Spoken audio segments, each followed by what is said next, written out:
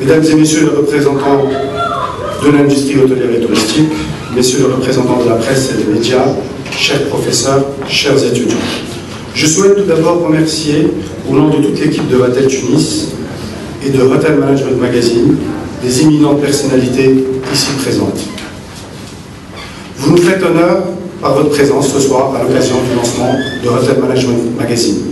Chers journalistes, au lendemain de profonds changements connus dans notre pays, le journalisme et la formation ont enfin une opportunité pour se développer. Où trouverons-nous l'information demain? À quoi ressemblera l'industrie du tourisme avec des informations et enquêtes plus recherchées et surtout plus exactes? Nous avons aujourd'hui besoin d'un renouveau. La responsabilité qui nous incombe n'est pas des moindres et en dépend notre économie. Avec la nouvelle conjoncture du tourisme mondial et l'avènement de l'Open Sky, ainsi que les mutations que connaît le tourisme, notre pays a besoin aujourd'hui, plus que jamais, de saisir cette occasion de visibilité à l'échelle internationale pour occuper une place de choix et redorer son blason. Je ne dis pas que cela sera facile, mais ce sont des petites initiatives comme celle-ci qui nous permettront d'avancer. Je salue à cet effet nos étudiants et le corps professoral de Vatel Tunis qui ont eu la brillante idée de créer une revue destinée aux professionnels et décideurs de l'industrie hôtelière et touristique.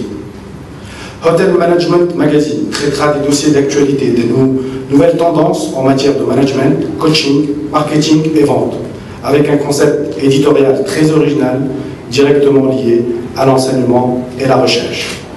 Études de compétitivité, analyse de marché, études de cas d'une part, et d'autre part, nous organiserons les HMM Hospitality Awards destinés aux hôtels et aux managers sous forme de compétition qui fera appel à la créativité, l'excellence, et ce, dans les normes et standards internationaux. Nous savons par ailleurs que malheureusement notre cuisine traditionnelle n'a pas été mise en valeur. Que pouvons-nous faire pour faire connaître notre patrimoine culinaire?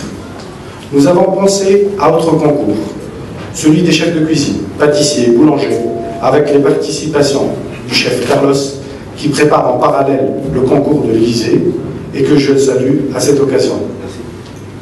Bonne chance, Carlos. Je voudrais remercier particulièrement notre ami Jean-Claude Florac, premier conseiller de l'ambassade de France, pour sa précieuse collaboration. Pour notre premier numéro, qui paraîtra en février 2012, nous mettrons l'accent sur le e-tourisme, les principes d'Omnes, les nouvelles méthodes de coaching et la stratégie revenue en cette période de crise. Je ne vous en dirai pas plus, et je vous invite à découvrir ce premier numéro. Enfin, je profite de cette occasion pour vous annoncer la naissance d'un nouveau partenariat entre le groupe Université internationale de Tunis et l'ESJ Paris, la plus ancienne école de journalisme de France, qui travaillera en synergie avec Hotel Management Magazine. Félicitations à toute l'équipe en salle et en cuisine pour l'organisation de cette réception.